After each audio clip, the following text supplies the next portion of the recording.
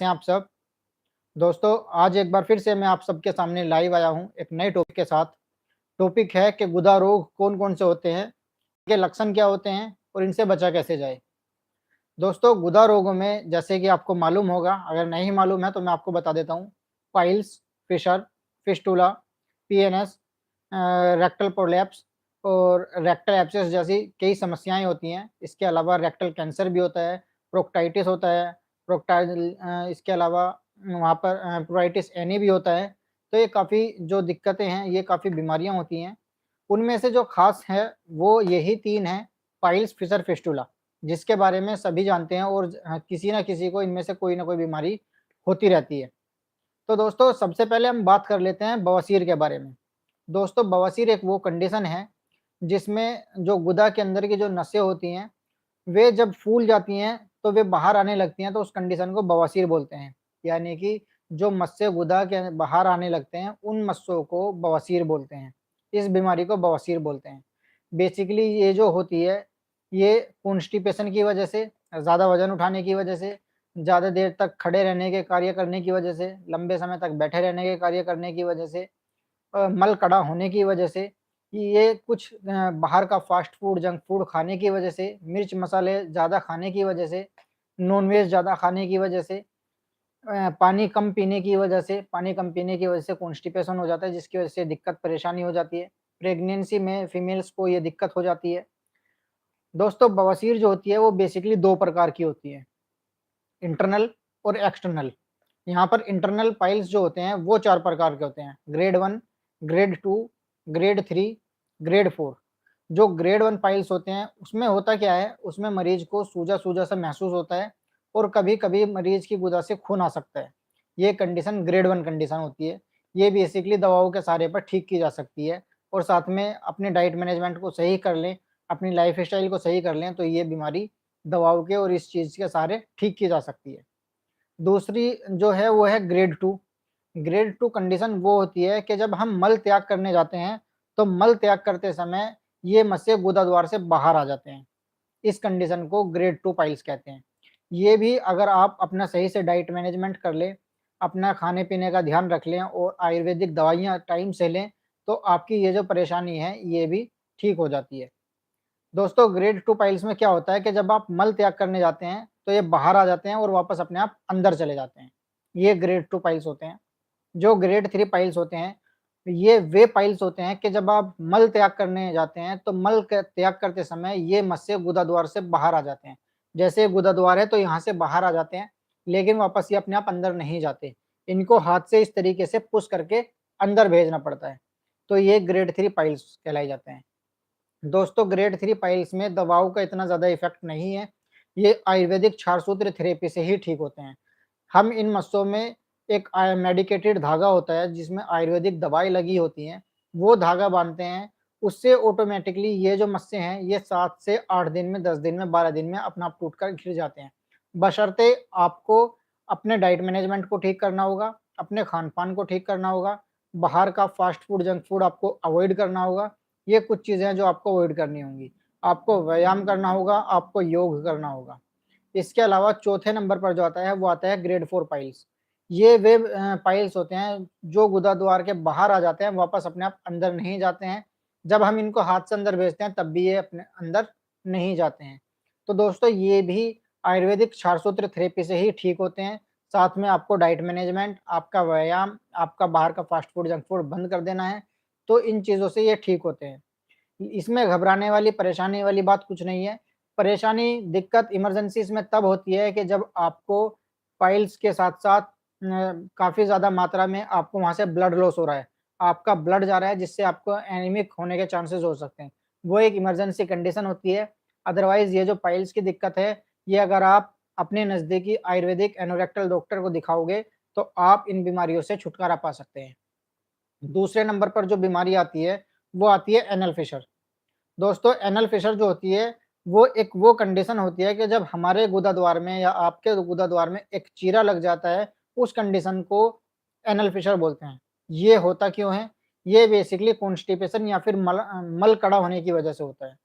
Constipation की वजह से या फिर मल कड़ा होने की वजह से जब हमारा मल त्याग नहीं होता है, जब हम त्याग करने जाते हैं तो मल कड़ा होने की वजह से वो गुदा द्वार के बाहर नहीं आ पाता। जब वो आता है तो एक चीरा लगाता हुआ निकल जाता है।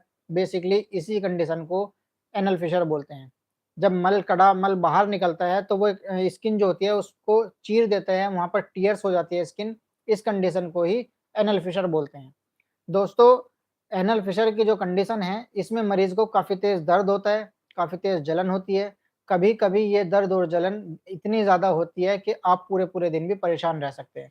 किसी-किसी व्यक्ति में ये 2 से 3 घंटे बाद ठीक हो जाती है, किसी-किसी व्यक्ति में पूरे-पूरे दिन भी रह सकती है। ये जो कंडीशन है, इसी कंडीशन में आपको सबसे ज़्यादा दर्द होता है।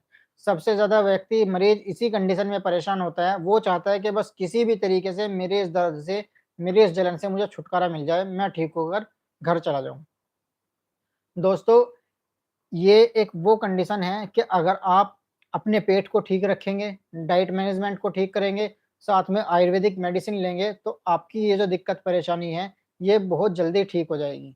आपको करना क्या है, आपको हल्का खाना लेना है, सुपाच्य खाना लेना है जो जल्दी पच जाए, ऐसा खाना लेना है, फाइबर्स वाला खाना लेना है, फास्ट फूड, जंक फूड बिल्कुल अवॉइड कर देना है।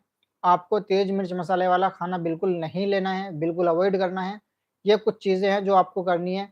इसके अलावा कुछ आयुर्वेदिक मेडिसिन्स हैं, आपको वो लेनी है, साथ में सिट्स बाथ लेना है। यहाँ पर सिट्स बाथ मस्ट है, जब तक आपकी जो एनल इस टोन है वो आपकी एनल टोन रिलैक्स नहीं होंगी, तब तक आपको इसके दर्द में, इसकी जलन में आराम नहीं मिलेगा। आप सुबह-शाम सिट्स बाथ ले सकते हैं। लेना किस तरीके से है, आपको 3 से 4 लीटर गुनगुना पानी करना है। गुनगुना पानी करने के बाद उसमें आधा चम्मच फिटकरी डालनी है, आधा चम्मच उसमें हल्दी पाउडर डालना है। और उसमें आपको सुबह-शाम 10-10 मिनट बैठना है। बैठना किस तरीके से है? बैठना इस तरीके से है कि जो आपका गुदा वाला रास्ता है, गुदा का जो हिस्सा है वो आपका हवा में रहे, उससे अच्छे से सिकाई हो पाए। गर्म पानी इतना होना चाहिए कि आप उसमें आराम से बैठ जाओ, आपके जो गुदा है उसकी अच्छे से सिकाई हो जाए। और जात्यादि तेल, आपको रोज़ाना रात को सोते समय 3 से 4 एमएल जात्यादि तेल अपने गुदाद्वार में डालना ही डालना है। क्योंकि जात्यादि तेल फोड़े पर, जले-कटे पर और किसी भी स्किन डिसीज़ में ये सबसे लाभदायक चीज़ होती है। अगर आप वहाँ पर जात्यादि तेल का इस्तेमाल करेंगे, तो जो आपका ज़ख्म है वो काफ़ी जल्दी हील होगा। तो 2 बीमारी हो गई, तीसरी बीमारी जो है वो है एनल फिस्टुला यानी कि भगंदर जिसको बोलते हैं, ये वो कंडीशन है। भगंदर एक वो कंडीशन है जिसमें अंदर ही अंदर गुदाद्वार से एक रास्ता बनता है, एक फोड़ा बनता है, फुंसी बनती है और वो अंदर ही अंदर तक पहुँच जाती है। वहाँ से कंट यानी कि एक ऐसा ट्रैक, एक ऐसा रास्ता जो गुदाद्वार के बाहर खुलता है और एक अंदर गुदाद्वार के अंदर खुलता है। इस तरीके से एक ऐसा रास्ता जैसे ये गुदाद्वार है, ये गुदाद्वार है, यहाँ पर ये स्किन हो गई, यहाँ पे कोई फोड़ा बना, फुंसी बनी और इसने धीरे अंदर ही अंदर धीरे-धीरे करके अपना रास्ता बना लिया और अंदर जाके खुल गया। यहाँ से कंटीन्यूअसली पस का डिस्चार्ज होता रहता है, यहाँ पर आपको इचिंग होती रहती है, कभी-कभी यहाँ पर खुजली महसूस हो सकती है। दर्द इसमें तब होता है जब ये फूटा ना हो, जब इसका पस डिस्चार्ज ना हुआ हो, तब इसमें दर्द होता है। किसी-किसी व्यक्ति में होता क्या है कि दवाइयाँ ले लेते हैं, ये ठीक हो जाता है, दवाइयाँ बंद कर देते हैं, ये कुछ दिन बाद फिर स्टार्ट हो जाता है। क्योंकि भगंदर जो है वो एक वो कंडीशन है जो दवाओं के सहारे ठीक नहीं होती है। इसमें आयुर्वेदिक क्षार सूत्र थेरेपी ही इसमें कारगर होती है। हमने बहुत से ऐसे मरीज़ हैं जो दूसरी पैथी में इसका उपचार करा के आए हैं, ऑपरेशन करा के आए हैं, लेकिन फिर भी उनकी जो ये परेशानी है ये ठीक नहीं हुई। हमने उनको आयुर्वेदिक थेरेपी से ठीक किया है, काफ़ी मरीज़ ऐसे हैं जो आयुर्वेदिक थेरेपी से इस बीमारी को ठीक करा चुके हैं। तो दोस्तों, भगंदर की जो बीमारी है वो एक ऐसी बीमारी है जो दवाओं के सहारे ठीक नहीं होती। आप दवाइयाँ कितनी भी खा लें, दवाइयाँ कितनी एंटीबायोटिक खा लें, किसी की दवाइयाँ खा लें, आयुर्वेदिक दवाइयाँ खा लें, लेकिन ये जो बीमारी है, ये दवाओं के सहारे ठीक नहीं होती है। ये जो बीमारी है ये सिर्फ़ आयुर्वेदिक क्षारसूत्र थेरेपी की से ही ठीक होती है। आयुर्वेदिक क्षार सूत्र थेरेपी में इसके सक्सेस रेट 90 से 95% तक इसके सक्सेस रेट हैं। तो दोस्तों, ये 3 बीमारियाँ हैं जो सबसे मेन है, सिमसे सबसे इम्पोर्टेंट है। Piles, fissure, fistula. इन तीनों के बारे में मैंने आपको बताया। पाइल्स किसको बोलते हैं, पाइल्स के कितने प्रकार होते हैं, पाइल्स होने के कारण क्या होते हैं और पाइल्स के लक्षण क्या होते हैं, पाइल्स से किस तरीके से बचा जा सकता है या फिर पाइल्स का उपचार क्या है। दूसरे नंबर पर फिशर क्या है? फिशर में मैं एक चीज़ बतानी आपको भूल गया। फिशर जो है, अगर आपका फिशर क्रोनिक फिशर हो गया है, 1 साल के आसपास का, 6 महीने का या इससे पुराना फिशर हो गया, तो वहाँ पर सेंटिनल टैग डेवलप हो जाता है। यानी कि एक चने के दाने के जैसी वहाँ पर खाल उभर जाती है, जिसको सेंटिनल टैग बोलते हैं। ये भी दवाओं के सहारे ठीक नहीं होती। जब तक ये ठीक नहीं होगी, तब तक आपका एनल फिशर ठीक नहीं होगा। आपको बार-बार एनल फिशर की दिक्कत परेशानी होती रहेगी। ये भी आयुर्वेदिक क्षार सूत्र थेरेपी से ही ठीक होती है। अगर आपको वहाँ पर चने के दाने के जैसा कुछ लटका हुआ महसूस होता है और बार-बार आपको फिशर होता रहता है, तो आपको आयुर्वेदिक क्षार सूत्र थेरेपी से इसका इलाज कराने की ज़रूरत है। तो ये 3 चीज़ हो गई, पाइल्स के बारे में मैंने आपको बता दिया, फिशर के बारे में बता दिया क्या-क्या है, क्या इसके लक्षण हैं, क्या इसके सिम्पटम्स हैं, किन चीज़ों से इसको ठीक किया जा सकता है। फिस्टुला के बारे में मैंने आपको बता दिया कि फिस्टुला क्या होता है, फिस्टुला होने के कारण क्या होते हैं, फिस्टुला का इलाज क्या है। तो ये तीनों बीमारियाँ हैं, पाइल्स, फिशर, फिस्टुला। अगर आपको भी कोई दिक्कत परेशानी है, तो आप इस वीडियो को देखकर अंतर पता कर सकते हैं कि कौन-सी कंडीशन पाइल्स है, कौन-सी कंडीशन फिशर है, कौन-सी कंडीशन फिस्टुला है। क्योंकि होता क्या है, अगर आज के समय में या फिर अगर किसी भी व्यक्ति को कोई दिक्कत परेशानी होती है गुदा से संबंधित, उसको गुदा में कोई भी दिक्कत परेशानी हो, तो वो उसको सीधा बवासीर समझ लेता है और ओवर द काउंटर जाकर बवासीर की दवाइयाँ लेने लगता है। क्योंकि उसको इसके बारे में लक्षण नहीं पता होते हैं, इसके सिम्पटम्स नहीं पता होते हैं, उसको बस इतना पता होता है कि जो लैट्रिन के रास्ते पे जो परेशानी होती है, उसको बवासीर बोलते हैं। लोगों के दिमाग में सिर्फ़ एक यही भ्रांति है कि गुदा के रास्ते में, लैट्रिन के रास्ते में होने वाली बीमारी को बवासीर बोलते हैं। चाहे वो खूनी बवासीर हो, चाहे बादी बवासीर हो। तो ऐसा नहीं है कि गुदा से संबंधित सारी बीमारियाँ बवासीर हैं।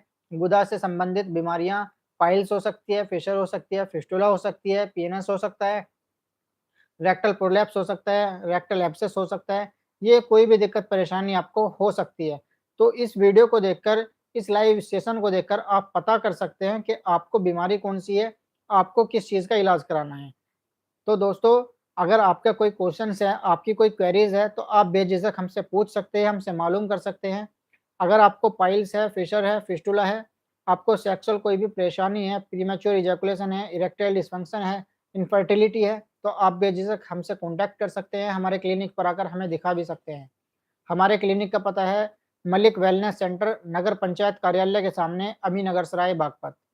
हमारा फ़ोन नंबर है 7017787033। आप किसी भी वक़्त हमसे कॉन्टैक्ट कर सकते हैं, हमारे क्लिनिक पर आकर दिखा सकते हैं। तो दोस्तों, आज के इस सेशन में बस इतना ही। मुझे आशा है कि ये जो मैंने आपको जानकारी दी है, ये आपके काम आएगी। आप इसको देखकर ज़्यादा से ज़्यादा फ़ायदा उठाएँगे और अपने नज़दीकी आस-पड़ोस में अगर कोई इस परेशानी से परेशान है, तो उस तक इस वीडियो को ज़रूर पहुँचाओगे। मिलते हैं अगली वीडियो में दोस्तों, तब तक के लिए खुदा हाफ़िज़।